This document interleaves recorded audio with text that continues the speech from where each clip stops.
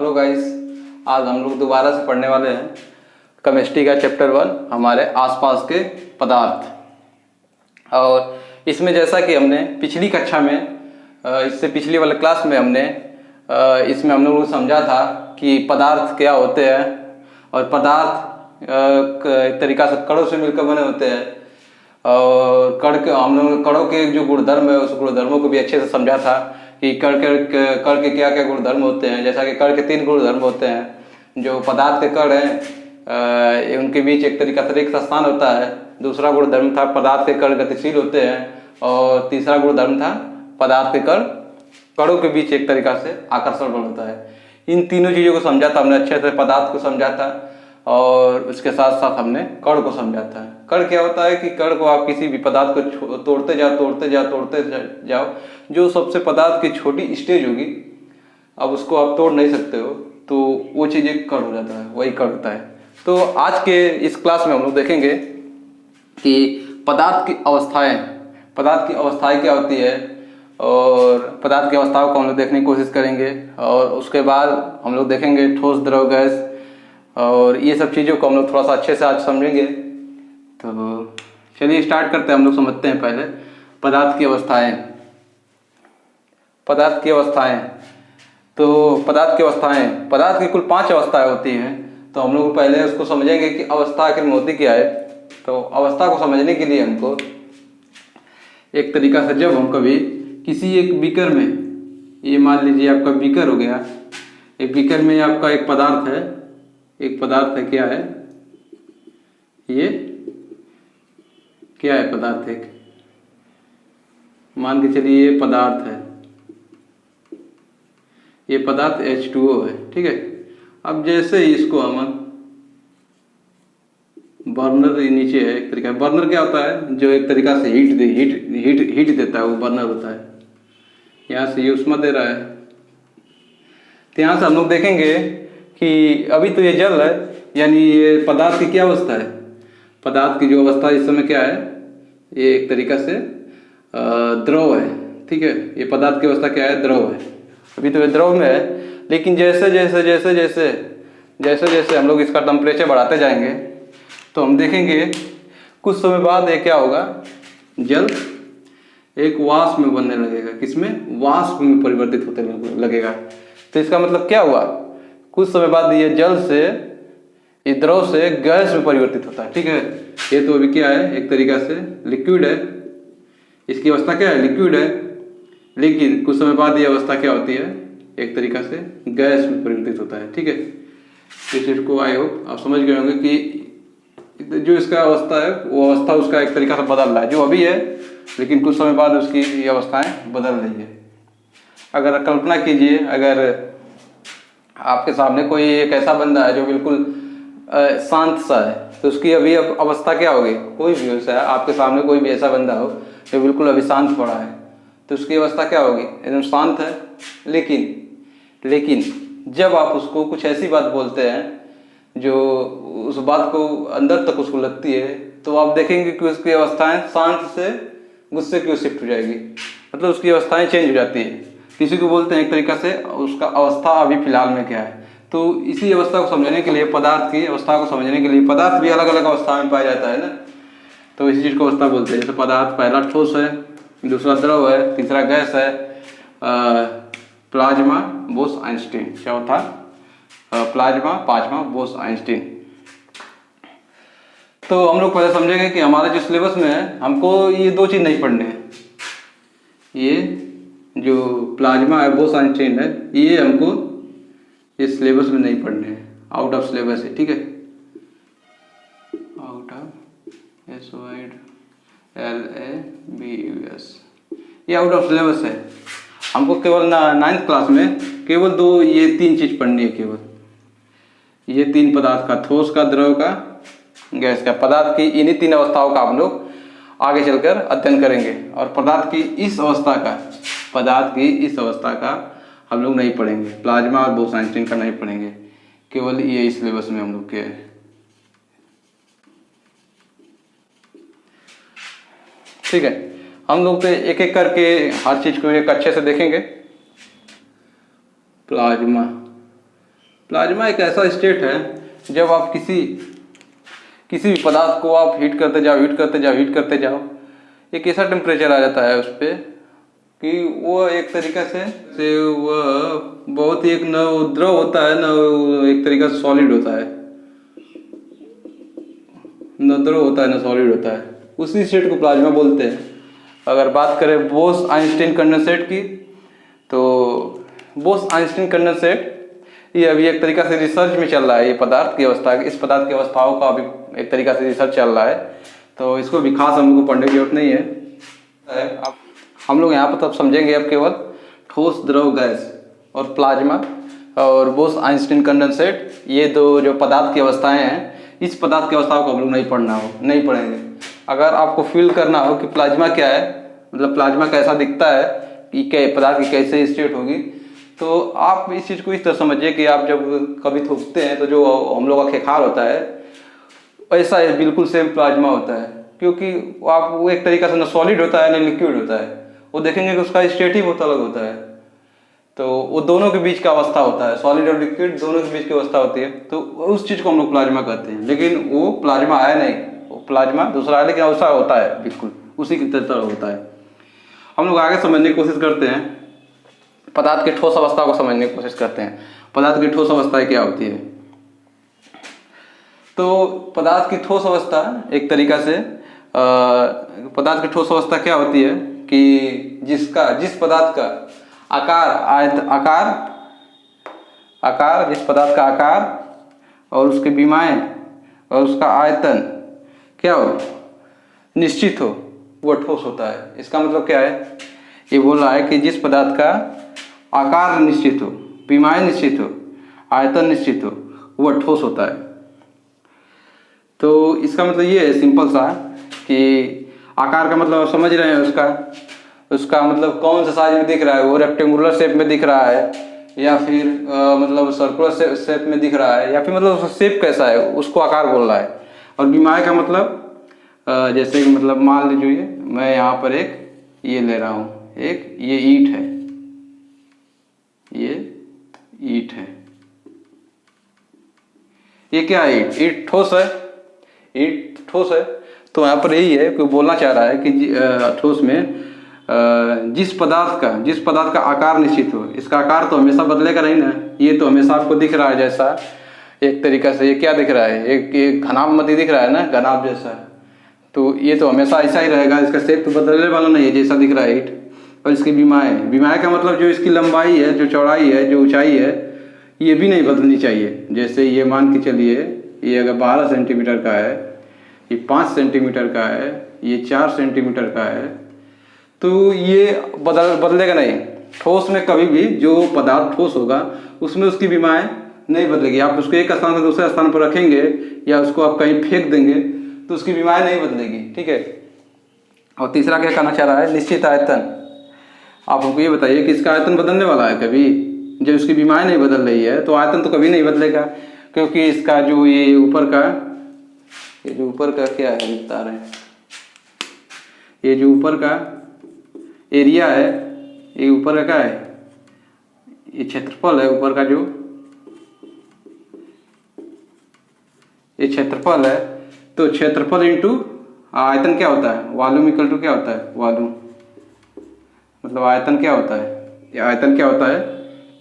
Area into height, ठीक है।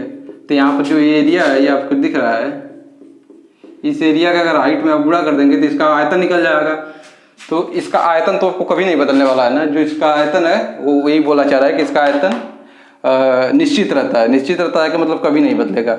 विमाएं भी निश्चित रहती है, विमाएं में समझ में आएगी, जो इसकी लंबाई, चौड़ाई, ऊंचाई है वो भी नहीं बदलने वाली है। और इसका क्या है? आकार का मतलब जो इसका शेप कैसा है, एक तरीका से घनाभ दिख रहा है, कोई वृत्ताकार होगा, गोलाकार होगा, कोई एक तरीका से सिलेंड्रिकल होगा। तो अलग अलग शेप के वो शेप नहीं बदलेगा किसी भी ठोस पदार्थ का। तो ये चीज़ करना चाह रहा है। और उसके साथ साथ ये बोल रहा है कि कठोर होता है, असंपीड्य होता है। इस चीज़ को समझेंगे थोड़ा सा। कठोर का मतलब क्या है और असंपीड्य का मतलब क्या है?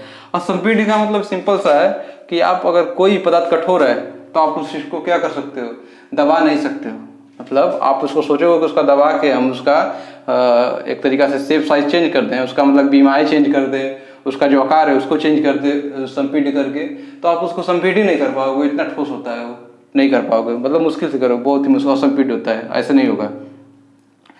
और देखिए कठोर, कठोर का मतलब कितना ये ज़्यादा एक तरीका से कठोर है, मतलब कठोर का मतलब ये कहना चाह रहा है कि ये बहुत ही ज़्यादा एक तरीका से हार्ड होगा, एक तरीका से आप उसको, आप एक तरीका से आप सोचोगे कि इसके हम कोई बल लगाकर इसके आसानी से इसके बिंबाओं को हम चेंज कर दें, तो यहाँ भी ये चीज़ नहीं हो पाएगा। आप इसको कोई किसी से स्क्रैच करोगे तो एक तरीका से होगा ही नहीं, खुरचाएगा ही नहीं, इसी को बोलना चाह रहा है कि कठोर है, ठीक है।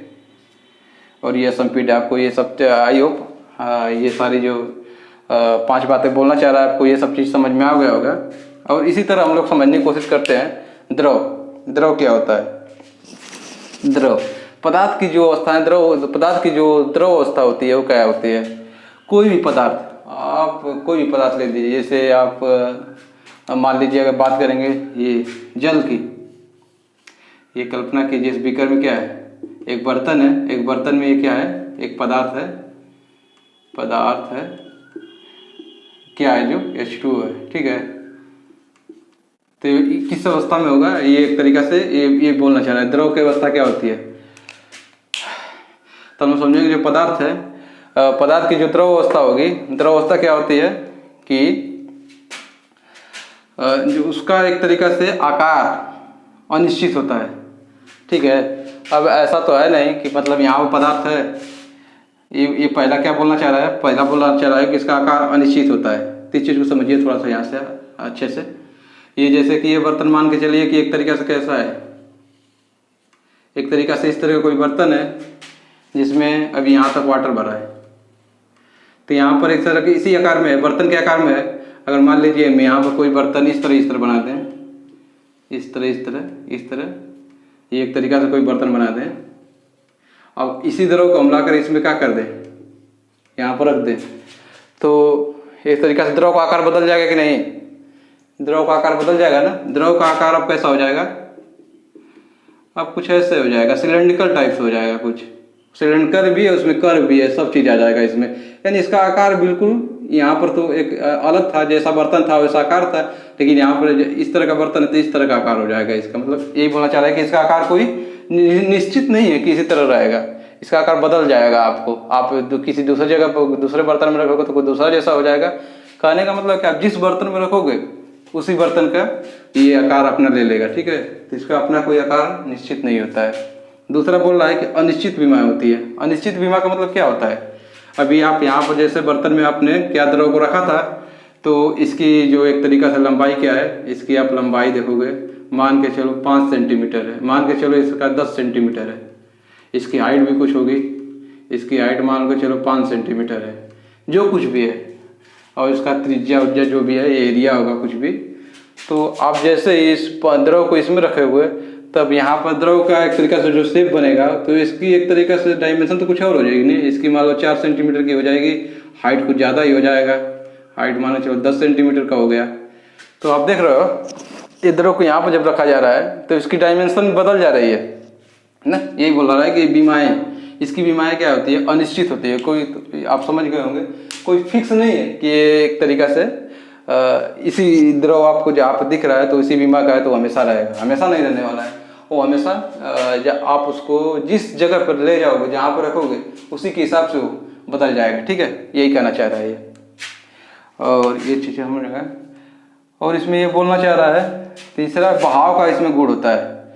बहाव का गुण होता है, बहाव का मतलब समझ रहे हैं आप उसको, अगर एक तरीका से किसी बर्तन से निकाल कर आप किसी एक तरीका से जगह पे रख रहे हैं, किसी भी जगह पे रख रहे हैं, यहाँ से आप बर्तन से निकाल कर उसको मान के चलिए इस प्लेस पे रख रहे हैं, तो आप सोचेंगे कि ऐसे यहाँ पर रखेंगे तो यहाँ पर ये एक तरीका से ये जल है, ये क्या है, H2O है, तो यहाँ पर नहीं रहने वाला है। ये क्या करेगा, आप जैसे यहाँ पर रखोगे ये तुरंत तुरंत तुरंत एक तरीका से क्या होगा, बहने लगेगा, फैल जाएगा, ठीक है, फैल जाएगा। इसी को बोलना चाह रहा है इसमें बहाव का गुण होता है, वहाँ पर तो रहेगा नहीं, ठीक है। और इस चीज़ को समझते हैं। चौथा क्या बोलना चाह रहा है, कम संपीड्य होता है, कम संपीड्य होता है। इसका मतलब क्या है कि एक तरीका से ठोस से थोड़ा सा ज़्यादा इसमें संपीड्य गुण होता है। मतलब ठोस में तो बिल्कुल भी संपीड्य गुण नहीं होता। मतलब संपीड्य का मतलब आप उसको कितना एक तरीका से कंप्रेस कर पा रहे हो, आप उसको कितना दबा पा रहे हो। अगर आप उसको ज़्यादा दबा दे रहे हो और उसका एक तरीका से डायमेंशन हर चीज़ चेंज हो जा रहा है तो उसको आप बोलोगे ज़्यादा संपीड्य है। लेकिन इसमें कम संपीड्य है, लेकिन इसमें ठोस से ज़्यादा संपीड्य होता है। ये जो ठोस असंपीड्य होता है, लेकिन इसमें संपीड्य का गुण होता है थोड़ा। आप इसको थोड़ा बहुत इसको आप एक तरीका से प्रेस कर सकते हो, ये चीज़ बोलना चाह रहा है। और पांचवा क्या बोल रहा है, अनिश्चित आयतन। अनिश्चित आयतन का मतलब क्या होता है, आप जैसे यहाँ पर आप देख रहे थे इस चीज़ को, ये बर्तन में हम लोग रखा था, तो ये बर्तन में जो द्रव का आयतन था एक तरीका से ये इसका जो एरिया होगा, एरिया इंटू हाइट, तो इस आयतन का होगा। लेकिन यहाँ पर जब आप रखोगे तो एक तरीका से आयतन जो होगा वो निश्चित होगा, सॉरी अनिश्चित निश्चित होगा। तो आयतन नहीं बदलने वाला है, बल्कि इसका आकार बदल जाएगा, लेकिन आयतन तो सेम ही रहेगा ना, आयतन इसका सेम ही रहेगा। आप यहाँ पे अगर इस चीज़ का भी नापोगे, इससे आयतन निकालोगे तो इसका भी आयतन सेम होगा और इसका भी आयतन सेम होगा, ठीक है। तो ये चीज़ यही बोलना चाह रहा है कि निश्चित आयतन होता है। आई होप आपको समझ में आया होगा। और तीसरा देखते हैं गैस की। गैस की क्या मतलब अवस्था होती है, किस अवस्था को हम लोग गैस की जो अवस्था होती है एक तरीका से उस चीज़ को समझने की कोशिश करेंगे। ये तो चीज़ समझ, गैस एक तरीका से गैस पदार्थ ऐसा होता है जिसमें जो गैस के कण हैं वो बहुत दूर दूर तक होते हैं, तो इसको हम लोग गैस बोलते हैं। तो गैस की अवस्था एक तरीका से पदार्थ के साथ उसमें कैसे कैसे पदार्थ को हम लोग उसको बोलते हैं। तो उसमें जो गैस की अवस्था में जो पदार्थ होते हैं उसका एक तरीका से आकार क्या होता है, अनिश्चित होता है। समझ गए, अनिश्चित इसलिए बोल रहा है कि आप उसको जहाँ भी रखोगे उसी के एक तरीका से जगह को घेर लेगा। जैसे अगर मतलब मान लीजिए मैं एक यहाँ पर इतनी छोटे से बर्तन में मैं एक गैस को रख रहा हूँ, हवा को, मान के चलिए कि ये क्या है, हवा है, वायु है, हवा है, मैं इतना रख रहा हूँ। अगर मैं इतना बड़ा बर्तन लाकर इसके सामने सेम इसी गैस को भर दूँ तो ऐसा तो है ना कि ये सिर्फ जितना ये एरिया है इसी में रहेगा, इतना बालू में, ये पूरे इसके पूरे एरिया में ये फैल जाएगा।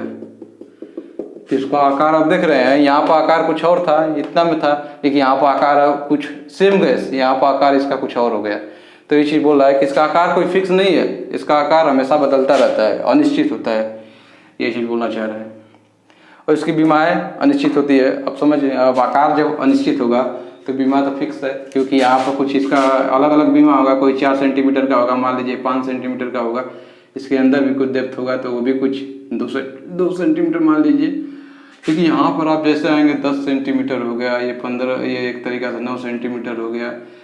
तो आप देख रहे हैं इसका बीमा बदल गया कि नहीं, इस पदार्थ का ये इतना में आ गया। अभी इसी को बोलना चाह रहा है कि इसकी बीमाएँ अनिश्चित होती है।